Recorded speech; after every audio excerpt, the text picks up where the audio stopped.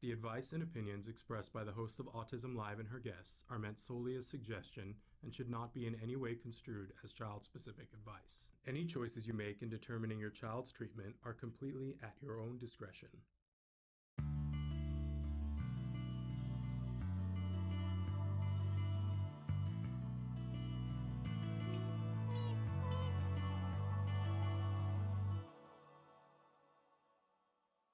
Good morning and welcome to Autism Live. We're very excited to be here with you this morning. We're having some technical issues all across the board, so we're just going to put that out there right at the start. I'm going to start with an apology to Ryan Atkins, who is one of our guests on the show today, but it says Ryan Watkins on the thing. Mistakes happen. Our apologies to Ryan, but Ryan is a fabulous filmmaker. Atkins is his name. They're going to be joining us a little bit later on, Jennifer A. Goodman and Ryan Atkins from Lakefront Pictures, to talk about their film, which is going to be out later this year, The Unseen, starring R.J. Mitty. You guys know R.J. from Breaking Bad. He played the son on Breaking Bad. Brilliant, brilliant actor. He's amazing in this film, and we're going to be talking with them a little bit later about co-founding Lakefront Pictures, about this film, and about the fact that Jennifer identifies as being neurodiverse and what that's like for her being a filmmaker, and for Ryan, what it's like having your business partner be somebody who's on the autism spectrum. So they're amazing, young, talented filmmakers. So good morning, our journey, Cameron's New Life. So thrilled to have you with us. I'm all excited this morning because, you know, it's Oscar week, and that's really thrilling. And later on today, we're going to be pre-taping our now second annual Oscar show. So I'm really excited about and pumped up about that, ready to get dressed up for that. But today, we're going to be here. We're going to be talking about filmmaking, goes right along with it, and about what it's like when you are neurodiverse or differently abled, and what it's like being in the entertainment industry. Because as you may know, if you watched Breaking Bad, R.J. Mitty is an actor who identifies as having cerebral palsy, and talented, brilliant actor, and that's a part of his journey as he finds acting work. So a fascinating thing. Maybe sometime we'll have to have him on as well. But we've got other things. We're going to start with perspective taking, and I will say this, that we pre-taped this interview with Lakefront Pictures, so we will cut to that, but then we'll be back and we'll have plenty of time to answer questions. Hello, Michael. So thrilled that you're here from Philadelphia. And so we will have time for questions later if anybody has questions. We are live right now. Today is Wednesday, March 8th. I had to think, had to look, had to cheat. And as I said, we're thrilled to be here with you guys. Traven's going to start to show you that the show is live on Facebook, on YouTube, on Twitter, and about a dozen other places when we do the live. And we love that live interaction. You guys can be writing in on whatever platform you happen to be watching on live. We also podcast. And so everything that we do is available later on wherever you get your podcasts for free. I like to give that designation because there are a couple of podcast places where you have to subscribe. We aren't there because one of our championing rally cries here is that we try to make what we do free for the viewer, because we want you guys to get information, and we want you to feel like you have a place that you can come to without expectation, that you can be here with us and there's nothing that you have to bring. Now, do we like it when you bring yourself and bring questions? For sure. Do we like it when you like us and you review us and you share us? Yes, absolutely. But we don't want you to have to bring a monetary thing here, because not everybody is in a place to do that in this very moment, right?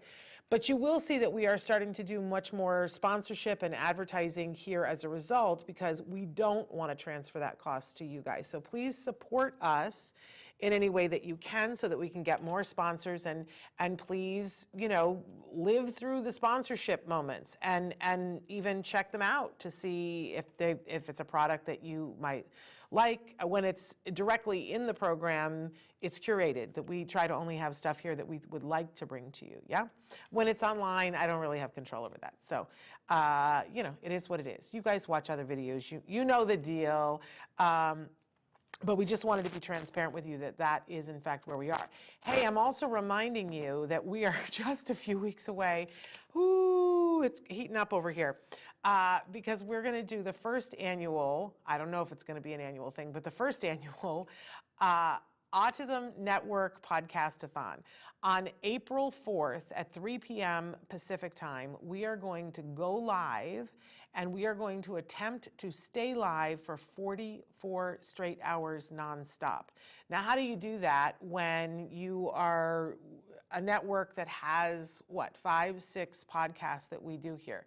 Because we really can't stay live for 44 hours by ourselves. But we've gone to the autism community and reached out to several other top podcasters and said, hey, we've seen your content. We think what you're doing is really remarkable. Would you like to do a takeover of our feed during this podcast-a-thon and do your own show on our feed?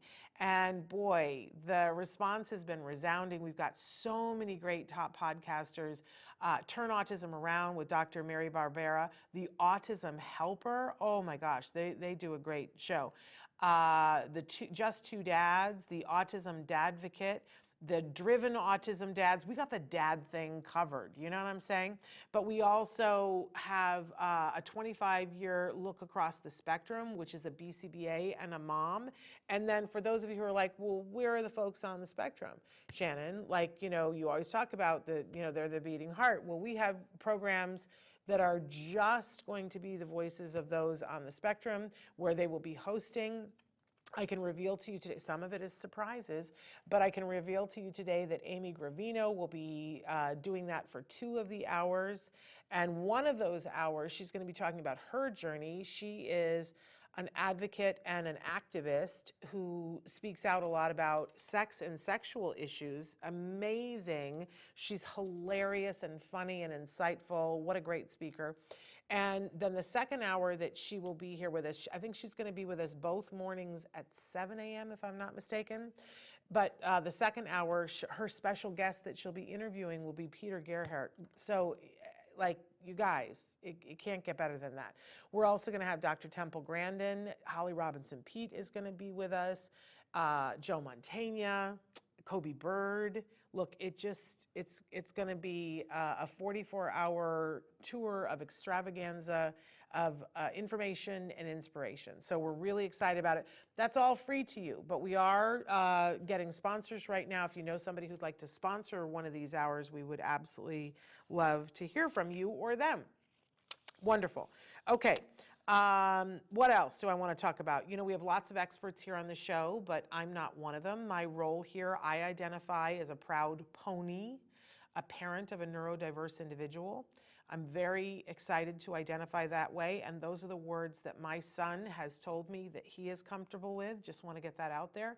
My son was diagnosed with autism at the age of 2.5, and he is almost 20 now and in college, and has much to say to me about what I can and should say, and I try to sit and learn whenever I can. It's not necessarily always easy for me, and I'm not saying that I don't ever mess it up. There are times when I get it wrong, but I care about getting it right. Yeah, that's the thing. And I care about being someone. It's funny because it was Amy Gravino at the most recent conference I went to, the ABAI Autism Conference. She was up on the stage, and the question was being asked about, what makes a good ally? Because we want to be good allies to our loved ones that are on the spectrum. I think that's a running theme for a lot of us, right? We want to support them. I don't know a single person who loves a person on the spectrum who doesn't wake up in the morning and think, how can I best support that person?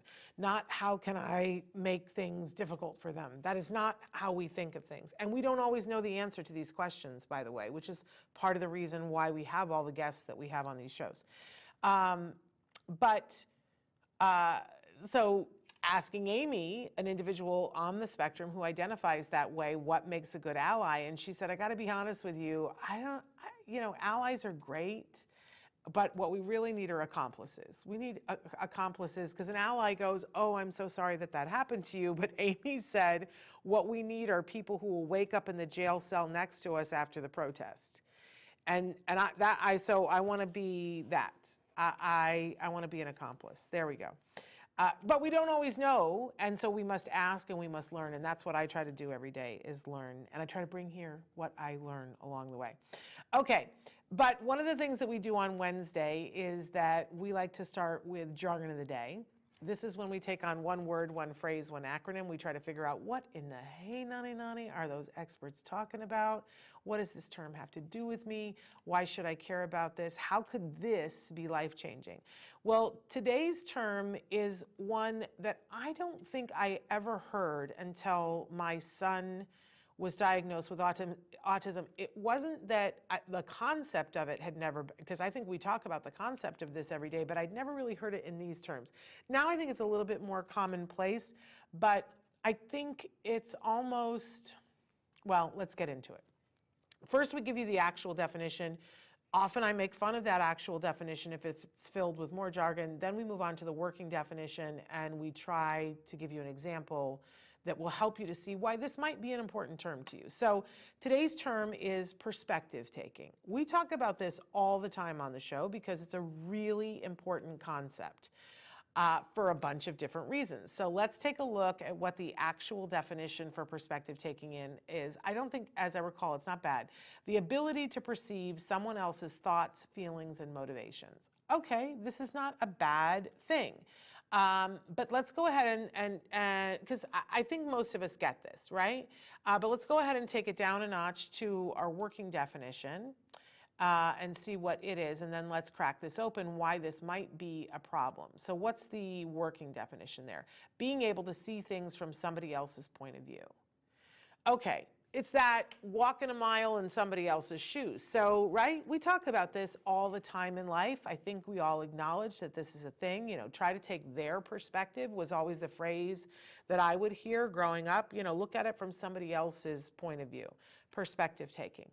Here's the problem with perspective taking is that we learned many years ago, I would say probably 15 years ago, they did the Sally Ann test. Now, this is mind-opening for a lot of people because I remember when my son was diagnosed with autism, I was like, what is it? What actually is it? And then people give you that list of, well, it's these symptoms, but what is it? And I do think that that's why people came up with the puzzle piece, because it was like, what is the thing that is actually different? And I think there was this effort to try to figure out precisely what is it that's different than other things, right? And it was a bit of a mystery, like how is a person who is on the spectrum different than a person who is not on the spectrum? And people try to pigeonhole it and go, well, you know, these people can talk and these people can't. Well, that's not an effective definition, right? So there was constantly this question about what is it? And I was always asking that. I was like, how is my son's brain different from mine? Can somebody like map it for me, you know? And then I heard about the Sally Ann test and I was like, oh, this is significant and this is interesting. And a lot of people did this. So let's talk briefly about the Sally Ann. So the Sally Ann test, and by the way, here's something fun. The Sally Ann test was done by Simon Baron-Cohen's group of people. And Simon Baron-Cohen, a wonderful expert in the field of autism, man, and this is really his area, talking about perspective taking and all the things around this, right? And what's interesting is that if you look him up, you're going to go, is this a joke? Am I looking at Sacha Baron Cohen pretending to be an autism expert? No, it's Simon Baron Cohen, who's his cousin, who looks a lot like him. So kind of interesting, right? A little side note.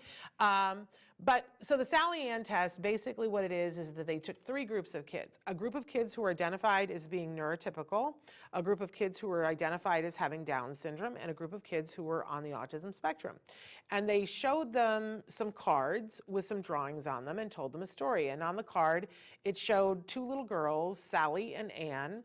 And I'm going to get this slightly wrong because I haven't done this in a long time and I don't remember which one is Sally and which one is Ann, but basically one of them has a ball. Let's say that Sally has a ball and Ann is in the room with Sally and they say to Ann, hide the ball. And she takes and she hides the ball inside of a basket, right? Anne has hid the ball inside a basket. Sally saw her do it. Now, in the story, they ask Sally to leave the room. Now, Sally is not there. She cannot see what's happening in the room, and they say to Anne, now take the ball out of the basket and hide it behind that block over there. And so she does. And now they say to the children, if we go out into the hallway and ask Sally, where is the ball, what will Sally say?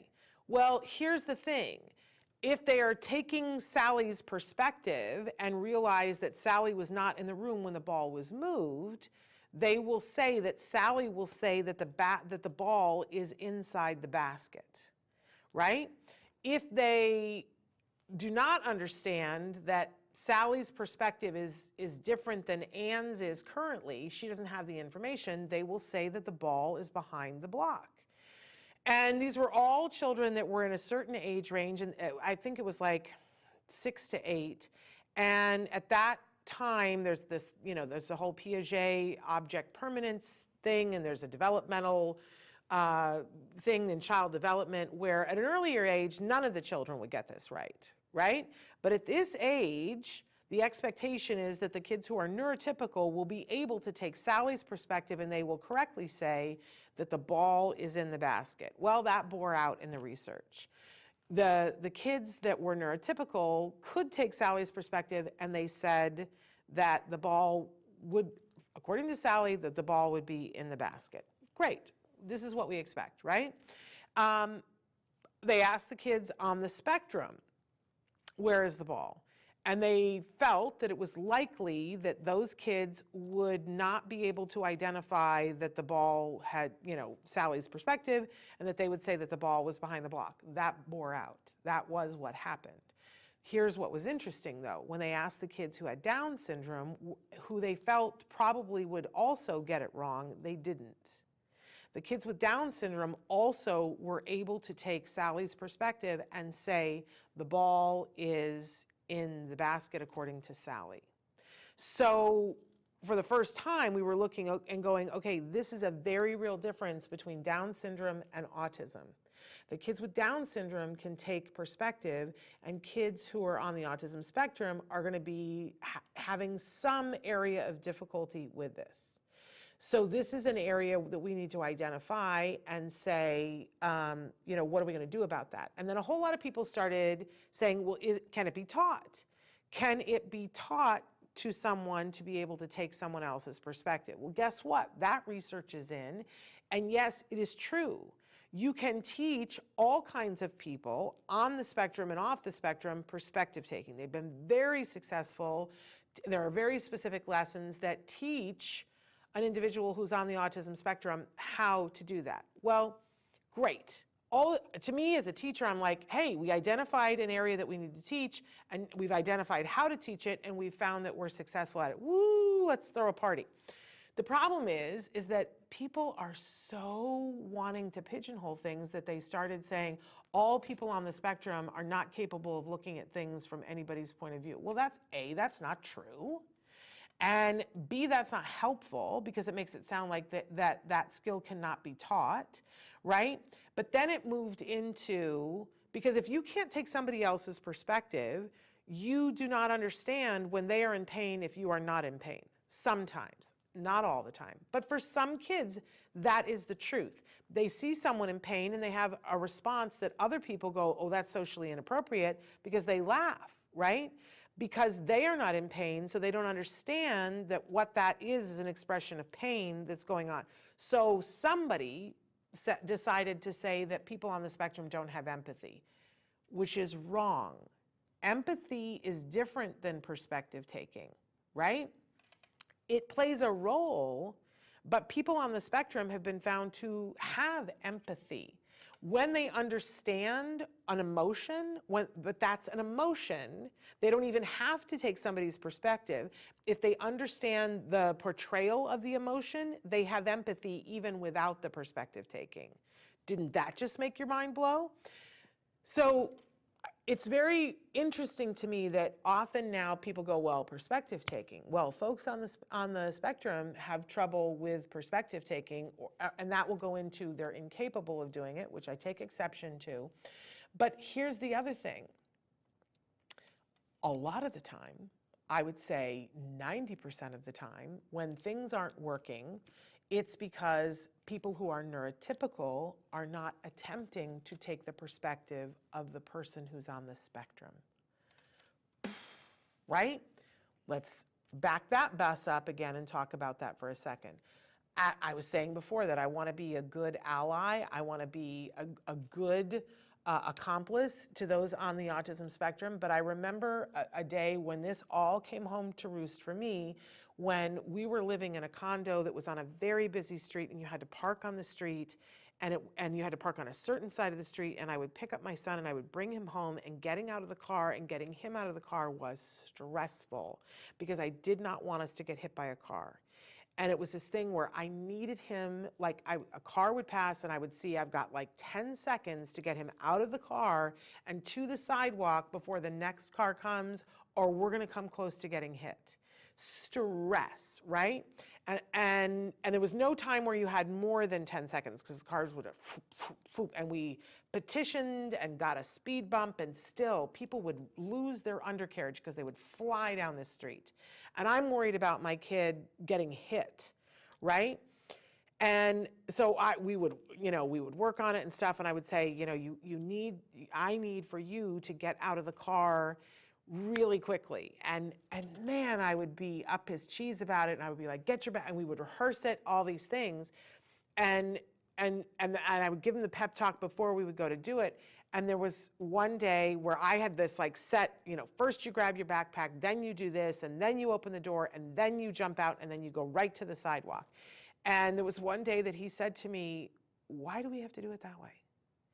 And I said, because I need you to do it that way. Now, in my head, it was like, because otherwise we're going to die.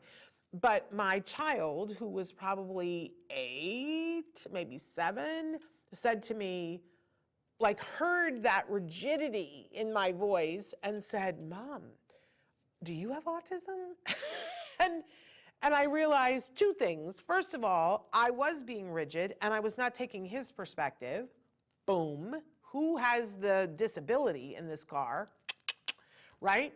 But also that my son had heard endlessly about how we're going to work on this because this is something that you can learn, and that he knew, because we talked always about autism and what it means and so on and so forth, and that you have to work on some of these things. But he was like, oh, well, you need to work on that too. You must have autism. And I was like, that's not the message that I want to be sending. But what I got the message was, I need to be doing more perspective taking, and I need to be looking at it from his point of view. And we all do. We all absolutely do. We need to be thinking, but wait a second, what is it like from their point of view? I love Dr. Grampiche for this, because nobody does this better than she does, that she thinks, okay, if I'm in their shoes, like how, why is this the thing that I need? Because we're not saying, if somebody says, this is the thing that I need, like I need to knock 3 times on this desk before I say anything, it's a need. Now let's look at why. Why do you need that? And is there a way we can fulfill it another way? But we're not saying, no, you don't need that, get over it. We don't do that. That's not good perspective taking. I will say this too, one of the other things that Dr. Grampiche taught me is that all difficulties in the world, any argument, any war, any difficult that anybody is happening, almost exclusively arises from a lack of perspective taking. So if there is something going on in your life right now where you're with somebody that you care enough to fight it out with, it's usually a perspective taking thing. And that when we can stop and say, okay, this is what it's like from my side, and I know what it's like from my side, and this is the problem that I'm having, let me think about it from their side. It often is this huge shift. I won't say that it necessarily solves everything, but it's a huge shift to go, oh, well, part of the issue is that from their perspective, it's this. But from my perspective, it's this. solving the world's problems. But we cannot take the attitude that it is only individuals on the autism spectrum that struggle with perspective taking. We all do at some point. But if we all are willing to work on it, the world will be a better place. But it is not okay for those of us who are neurotypical to just say, well, they have a deficit with that, therefore, no, that I don't subscribe to that at all. Okay, so, and we're actually going to talk about this a little bit in this interview. So again, I want to say to you guys that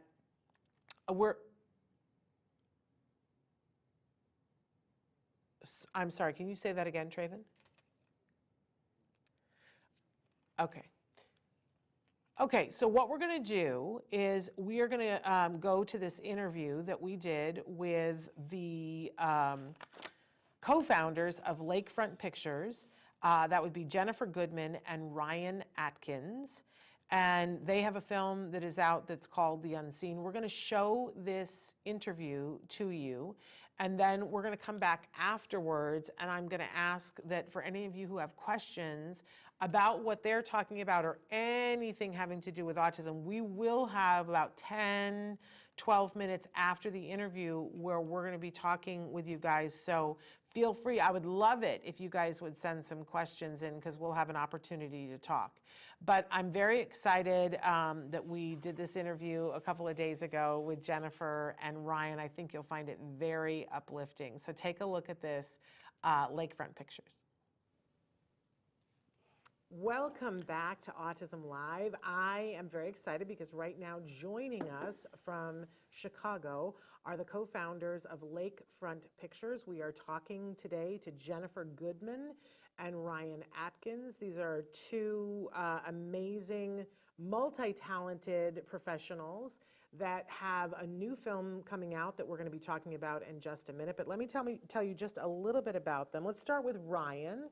Ryan is a content creator, a director of photography, DP as they say, and a post-production specialist based out of Chicago. He's got more than 17 years working as a professional in this industry, doing all kinds of things. I checked out your website, Ryan, and you are a mover and shaker, getting all kinds of things done.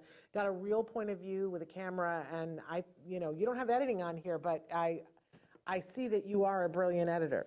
So, and has worked for so many different entities. If you are a business looking for any kind of production, Ryan is a great person to talk to. He's worked for Northwestern University, the University of Chicago, Ashland University, Sarpino's Pizzeria, not to be outdone, the Chicago Fire Department, Make-A-Wish, and many, many more, creating anything for them that they need to have done.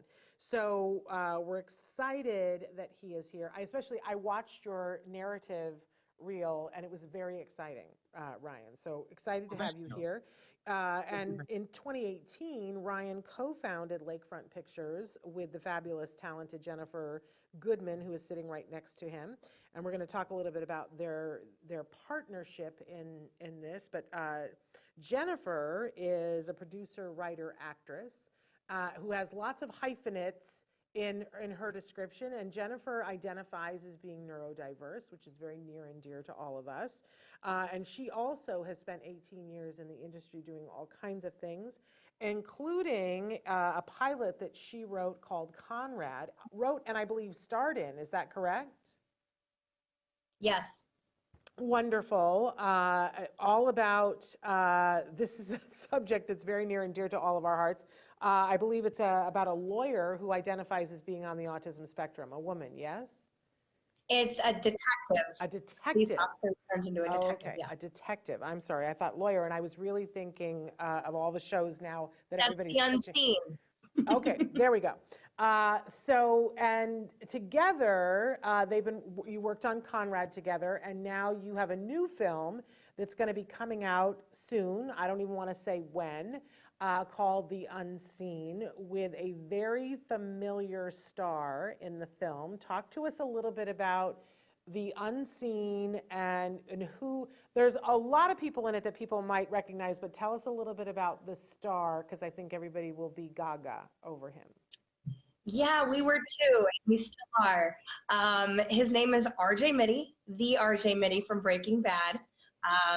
Brilliant actor, comes with tons of experience, and he's really a great guy to work with all around. It's a lot of fun.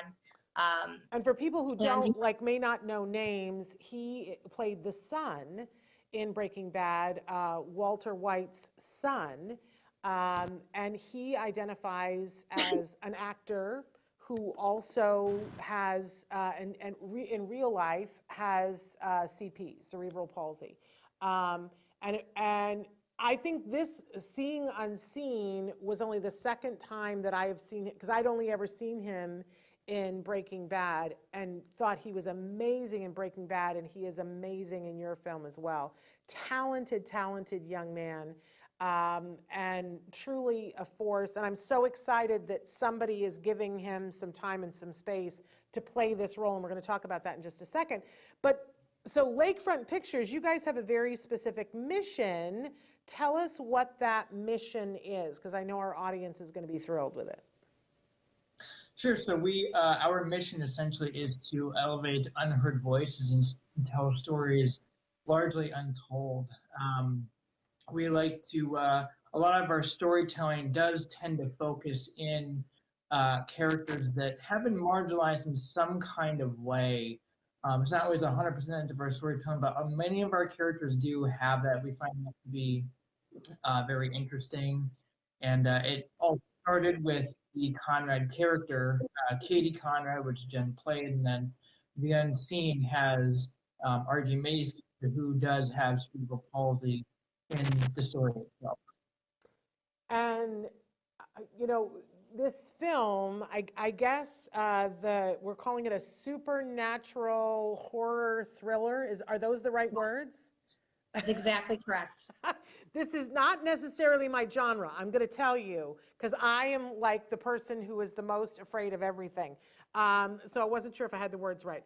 But very interesting film and how it unveils. And so RJ plays a young law student, and there's some, right off the bat, there is some creepy, creepy stuff happening in this film. But this is all directly from your mind, Jennifer. You do not look like someone who is focusing on very creepy stuff. What's that about? It's so funny that you say that. I'm really drawn to crime dramas. Some of the shows that inspire me is like Homeland, Blacklist, Law and Order. I've always just been mesmerized by these heroic women, female characters. And, I wrote Conrad and I had some crime in it, and, really loved sinking my teeth into getting things like that, and having that female, character. Once we finished making that, I had a conversation with Ryan and a couple other people, and, Ryan loves the genre. Ryan's really big into The Conjuring, and, there's some really gritty movies that he's really into. And that was kind of a discussion that we had, as not only what we can do next, but what really attracts audiences. And horror and thriller is just that. So I had to transition my mindset and kind of open my ideas to what was interesting to my team. And so I built around that, but I still got some crime drama in mind. Okay. And well, there are elements of crime drama, in this film. So, you weren't too far from your home. I'm really curious about, so here you are, you guys are working professionals trying to make things happen in the entertainment industry, which is hard enough for anybody. But you also identify as being neurodiverse, Jennifer, and I'd love to know and talk a little bit about what challenges that might present as you keep, because it seems to me like you're killing it. Like you've already, done a pilot for something in which you wrote and starred. Hello, not too shabby, right? And now you guys have a feature film that a lot of exciting things are happening around. How difficult has this been? And is there anything about being neurodiverse that's been especially difficult? And Ryan, is there anything you want to talk about, what it's like working with Jennifer? And if there are any things that you guys have had to negotiate, to make things jive. Yeah, well, those are great questions. For one, I will say that when I was putting Conrad together, there was a lot of Jen, this isn't how it works, and me being very adamant about me wanting to do it the way that I was comfortable with. And I had to quickly learn a lot about adapting and get more.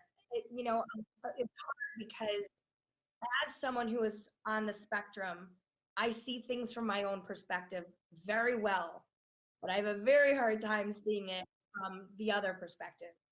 And it's challenging for many people because I am super bubbly, I have a big personality, and I'm very committed to what I do. Like, you give me a task, I am bulldozing through. And that's just it. Some people don't really know how to adapt to a very fervor personality. And so I've had to learn to take a step back a lot.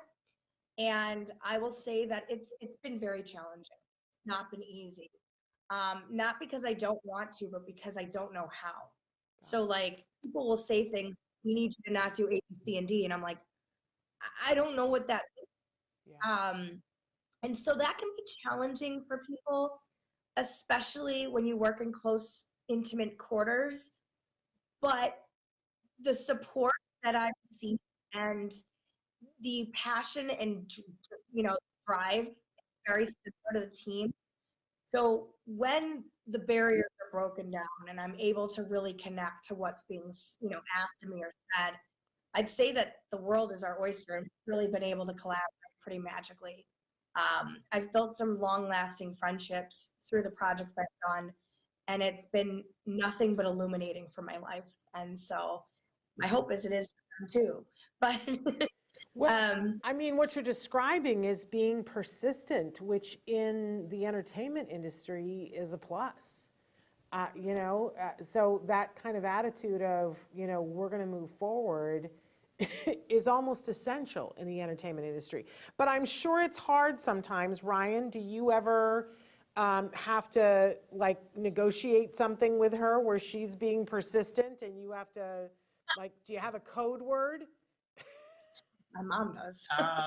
Every hour of the day we are I would say the biggest thing that for me that has helped in the overall collaborations has been, one is just what autism is, and then understanding the different levels of it and then what level she experiences. Because if you understand what someone's going through, you can kind of work with them with that in mind. And so for me, I've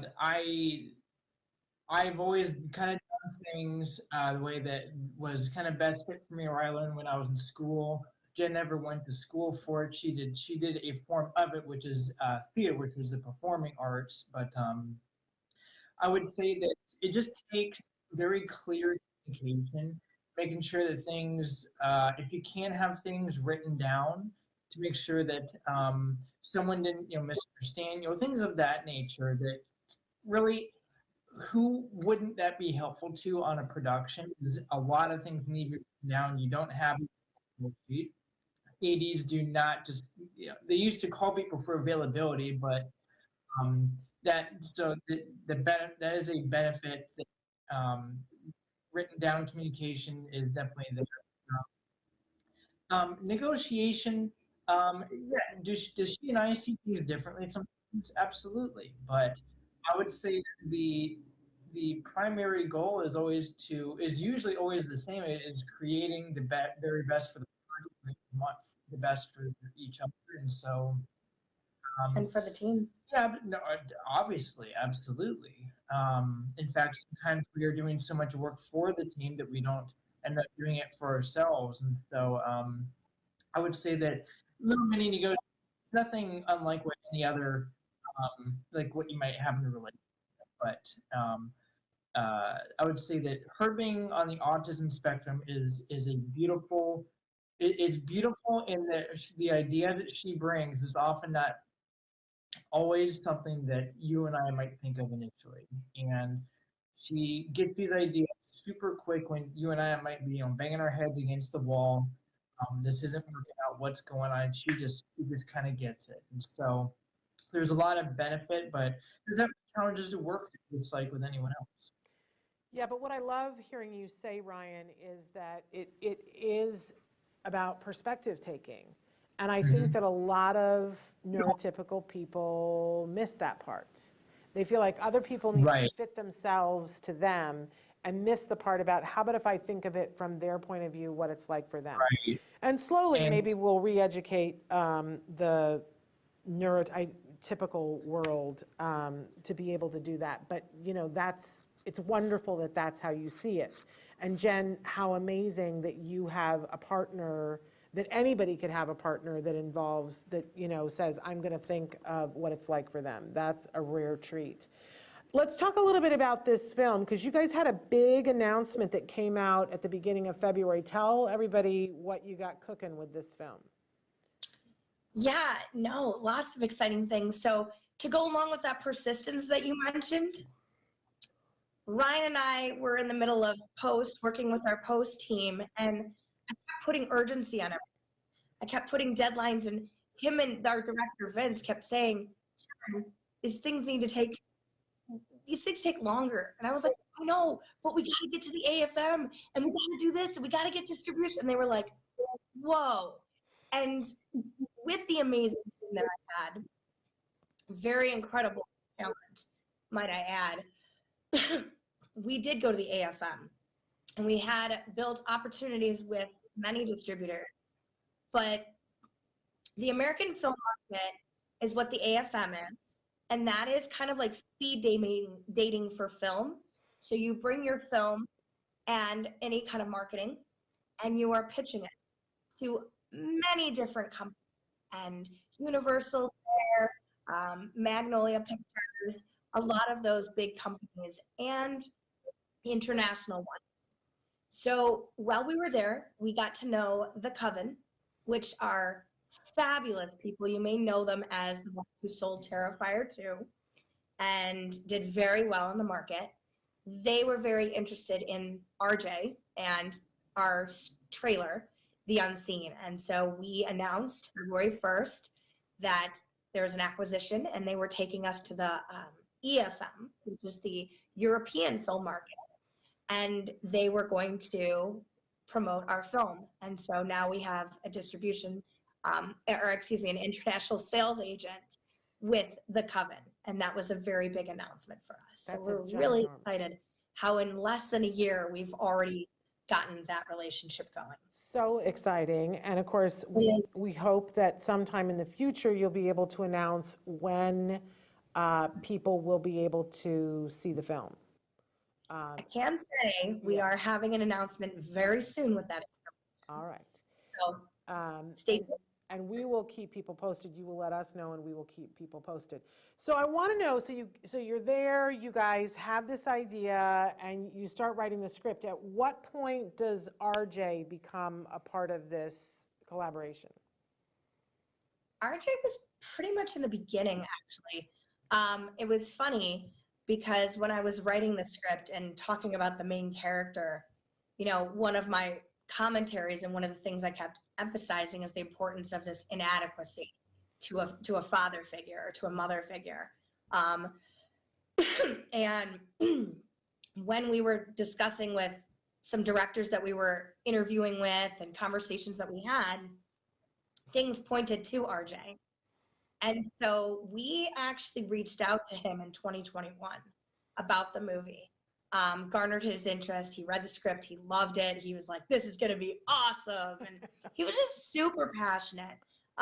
We worked with his agent and his management team. And then once the capital was raised, or at least the big majority of it, we went back to his team with an offer, and he was accepted, and he became part of the family. So. Well, and I can totally see why he was jazzed to do it. I think it's really brilliant in that it sets him up as a leading man, like maybe nothing else could have. And I, for one, really appreciate it, and obviously we don't want to give too much away, but I appreciate the fact that, you know, you're talking about this thing about how he feels inadequate to his dad, but I felt like it really could have been played by a lot of different actors who maybe didn't have already this physical thing that they were dealing with, it was really secondary, and you didn't beat us over the head with it, and I super appreciated that. I thought, here is an actor who is telling the story about this individual, and I didn't feel like that it was a story about a disabled person in any way, shape, or form, and I really appreciated that. I was like, this is exciting. This is what the entertainment industry needs to see more of. That it doesn't have to be that this is, he's the only person in the world could play it because, it's locked into that this is what his diagnosis is or what his disability is. I didn't feel that at all. And I thought that was really remarkable, and I appreciated that. So in the meantime, for people who want to kind of follow the trajectory of this film so that they can keep an eye on when you have your next big announcement, where would they go to follow your journeys and Lakefront Pictures and the movie, The Unseen? Sure. Well, the easiest platforms and the most accessible would be our social media. So The Unseen and Lakefront Pictures is primarily on Facebook and Instagram. We do have different handles for those. It's primarily The Unseen film for the most part. Lakefront Pictures is also a great place to go. It is Lakefront Pictures across the board, just with the @ sign. It is Lakefront Pics on Twitter, but it was a little bit long for that platform. But those two places are where people can find out about all the information that's happening with the project. So. Okay, and is there any place that they can go to see the pilot of Conrad? We are working on that. Okay. Right now we have a trailer. If you go to conradseries.com, you can see our trailer. You can see its own private website with all the information. Harry Lennox, Eric Roberts, who are marvelous and also in it. But we will have that news hopefully very soon as well. It was hard during 2020 to sell that show because of, COVID and things that were going on back then. So we're going to be reworking it and getting it out there. Well, good for you. Good for both of you. I think, Jennifer, you're like the next Lena Dunham, right? You're just like making stuff happen. And I think when you have that attitude of, well, I'm not going to wait, I'm going to forge ahead, I think that's nothing but a plus. So congratulations to both of you. We'll keep everybody posted. If you'll keep us posted when you have your next big announcement. How's that? Sounds like a plan. Thank you. All right. Well, thank you so much for spending the time to be with us, and keep on keeping on. Thank you. Thank you. All right. You have a wonderful day. You too. Thank you for having us. We're going to be right back with more Autism Live after these messages. Stick with us.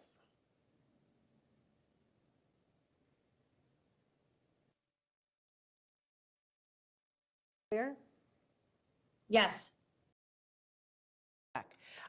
So you just saw a perfect example of why perspective taking can really have an effect on everybody's day and how you're working together, and if you have people that you want to work with on a regular basis. So, we asked if anybody had any questions. Nobody has sent any questions. It's not too late. You could still send in a question, but I thought what might be fun is to talk about, if we know that we can teach perspective taking, how do we do it? How do we actually go about building this skill in any of us? But especially for young individuals on the autism spectrum, to help them to be able to learn about, so when Sally puts the basket, so one of the, puts the ball in the basket, and what does that mean?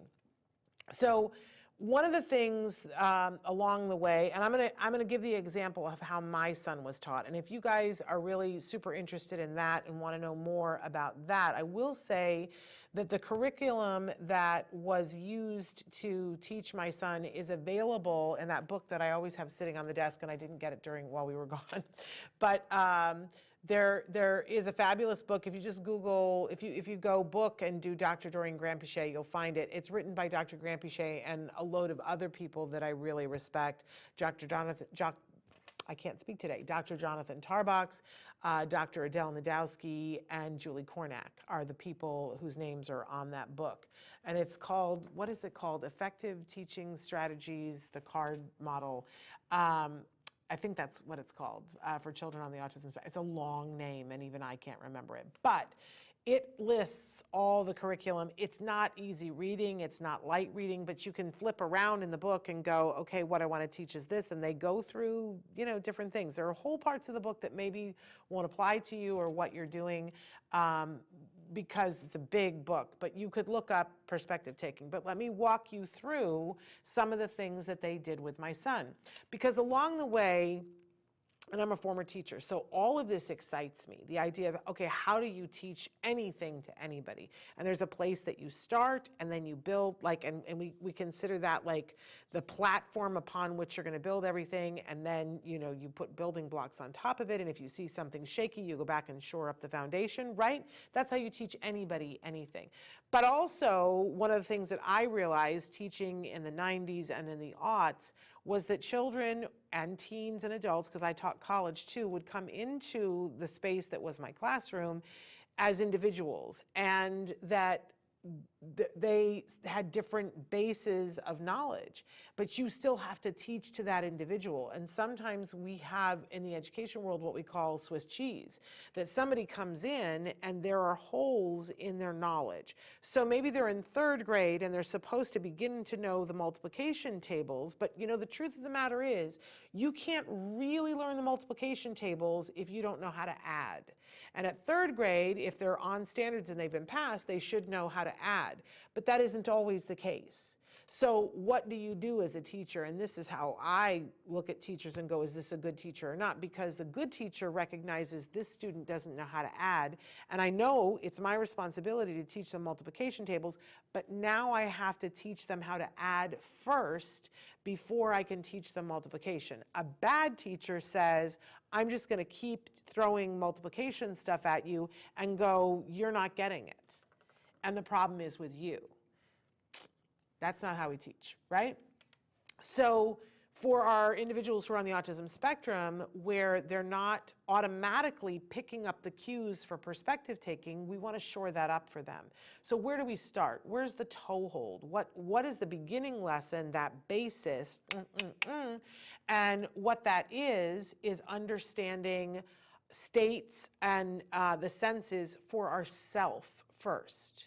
So we're going to language the senses for an individual and help them to understand those senses as they relate to themselves, because that's going to be our building block, right? So, and then we're going to go from emotions to states.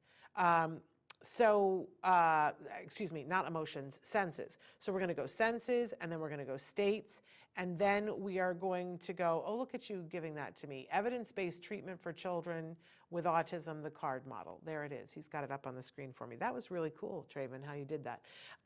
So we want to start with the senses, because they're pretty concrete, right? And then we are going to move to states, which are less, and I don't mean like Illinois and Alaska, I mean like my state of being. I'm cold, I'm tired. That's a little fuzzier, but if I've started with the senses, I can move to states, and then I can move on to emotions, right? So, so what are the 5 senses? Seeing, hearing, touch, what am I leaving out? Taste. There's another one. My gosh, it's like I just smell. Thank you very much, Traven. Okay, so smell. I'm just writing them down so I don't have to remember them again. Sight, sound, touch, and what did I forget again? Sight, smell, touch. It's like I can't. I swear I've had a brain fart. What? Hearing. Hearing. Okay. Yeah. Okay. I can't even read my writing. Touch. No. I have smell, sight, touch, twice, hearing. Why am I having such a hard time right now?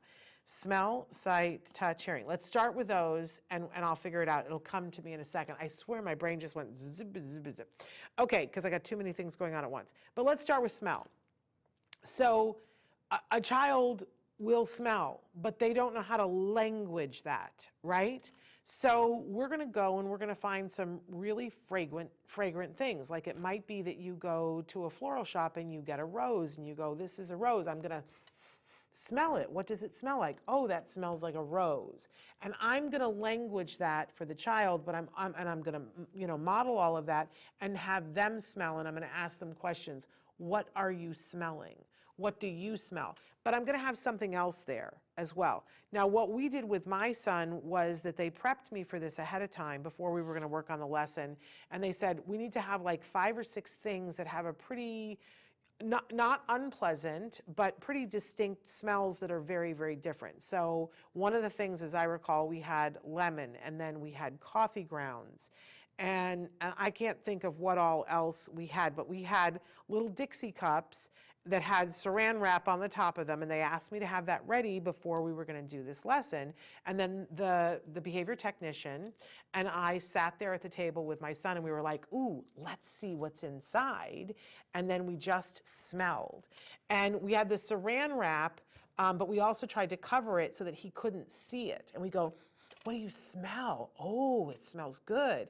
It smells, and then we would take it off and go, it's a lemon, but let's smell it, right? So now we've smelled it and we've identified that it's a good smell, and then we go, okay, let's move on to the next one.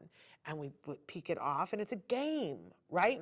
What do you smell? Oh, that's totally different, right?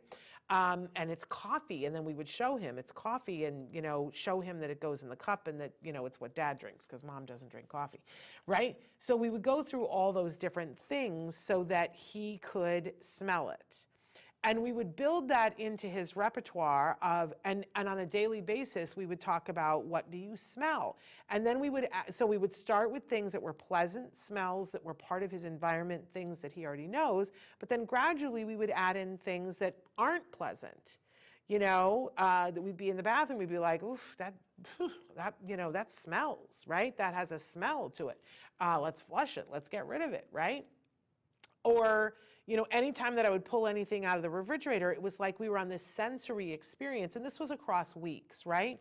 We would go for a walk, and we would, smell the leaf, and does it have a smell? Maybe it doesn't. We'd be in the grocery store, and I would pick a little piece of cilantro and go smell that, and then we'd pick basil. Oh, it has a different smell. So we're heightening his awareness of, I'm smelling. I'm a person, and I'm smelling something, and I'm letting him try, and I'm trying it, and my face tells the story of whether I like it or I don't like it, which also is going to add for later on, for him to be able to tell that he might like it, but I might not.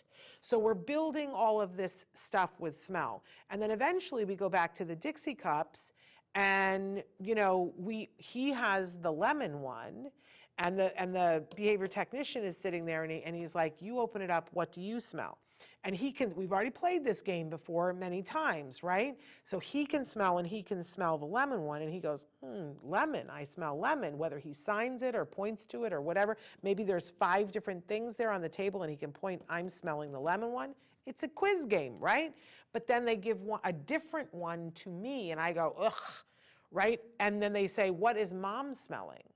Now, he can't smell what I'm smelling in the little cup, and we're building that thread of the idea of, I'm not smelling it, but I know from my experience that when you hold the cup up, you smell something. I can't smell what it is, but I just looked at mom's face, and I know that she doesn't like the smell of coffee, so I'm going to guess that it's the coffee one. Now, I have built a base where he begins to understand that what I'm experiencing isn't necessarily what he's experiencing, and I can build on this. So, great. Now I can move on to sight.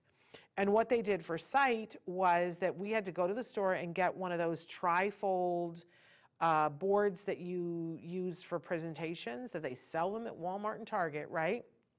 And it's a foam board, but it kind of opens up, and so that you could prop it up on a table to do your science fair thing, right? Maybe cost you $6.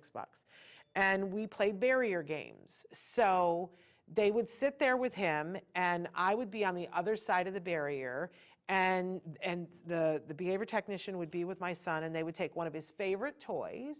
Maybe it's Buzz Lightyear, and Buzz Lightyear would be sitting there, and they would say, what do you see? what can you see? What is it? And he would say, Buzz Lightyear, right? Right?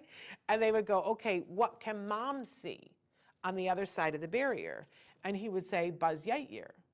And they would say, really? Can mom see Buzz Lightyear? Go around, go sit on mom's lap and tell me what she can see. So he would come around the table and he would sit on my lap and they would say, what can you see? And he would say, nothing, right? And then they would have him come back over on the other side and they would say, what can you see? And he would say, Buzz Lightyear. And then they would say, what can mom see? Now, we had to do this like 10, 12 times and he would say, Buzz Lightyear. And they would go, really? Go check. Can mom see Buzz Lightyear? And eventually in his head, he would go, oh, she can't see it because this thing is in her way. And they would ask him, why can't she see it? And he would point to the thing. And he would say, she can't see through it. Right. But this creates another little neuron that goes to the thing and hooks up and goes, oh, if I see that this is sitting in front of, then I know that the other person can't see what's there.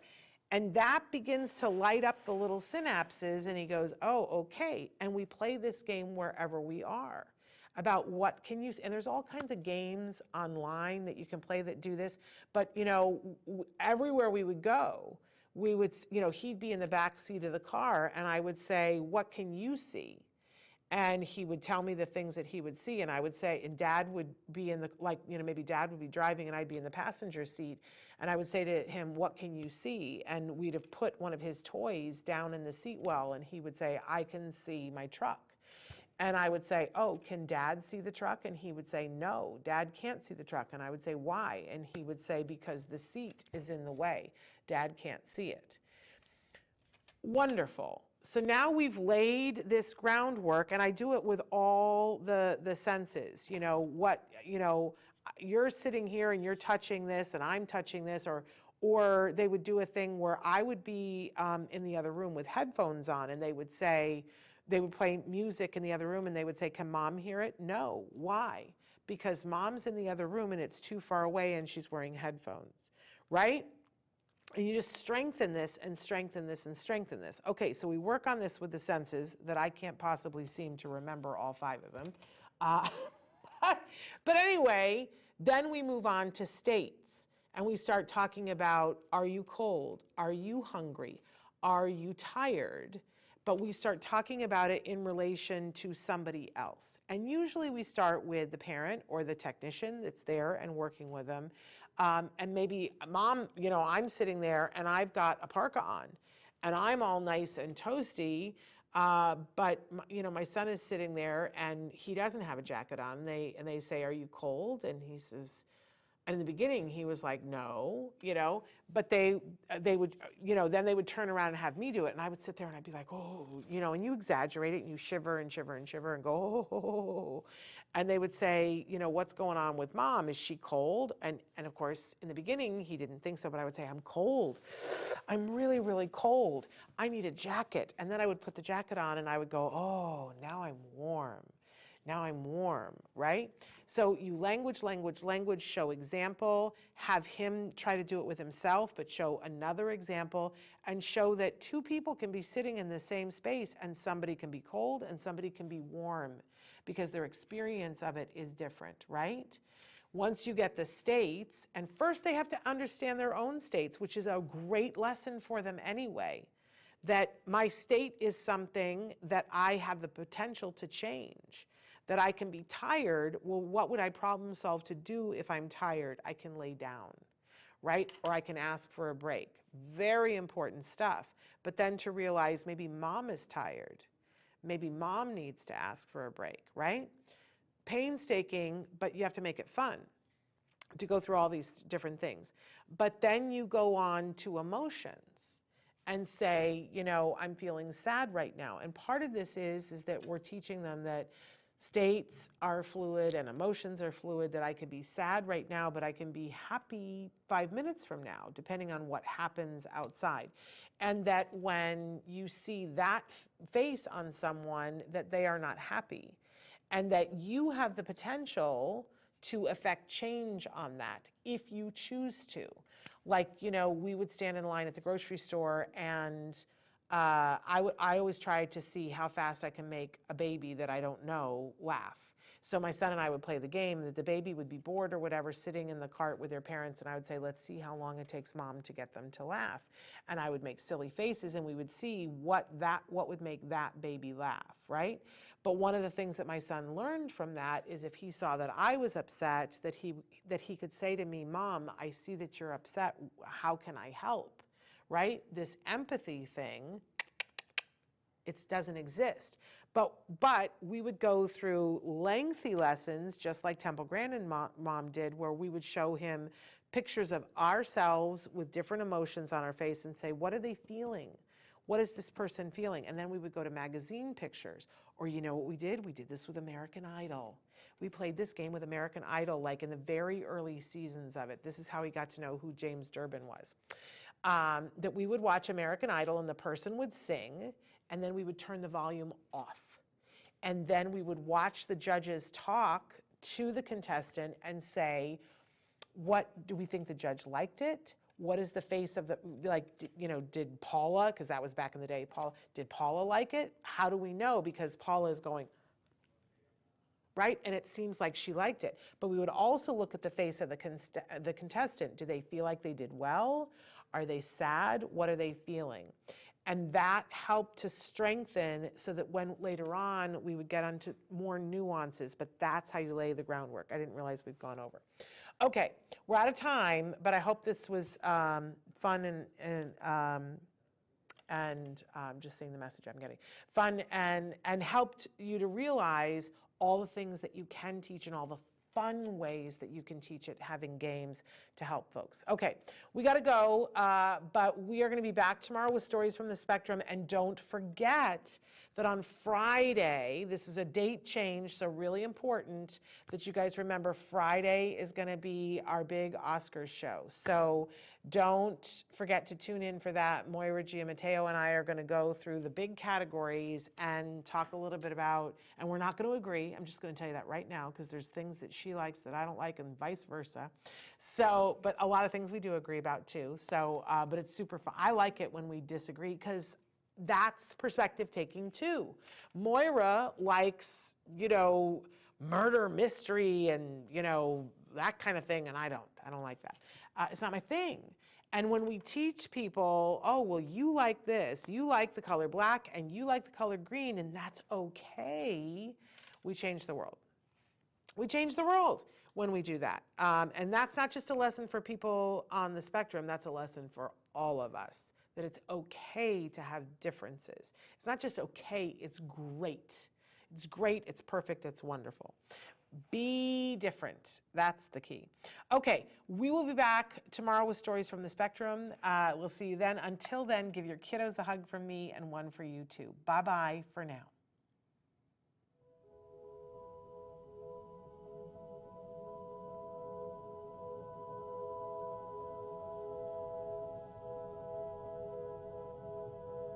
If you found anything helpful in this video, please give us a like. In fact, make sure that you smash that subscribe button on YouTube and give us a like on Facebook.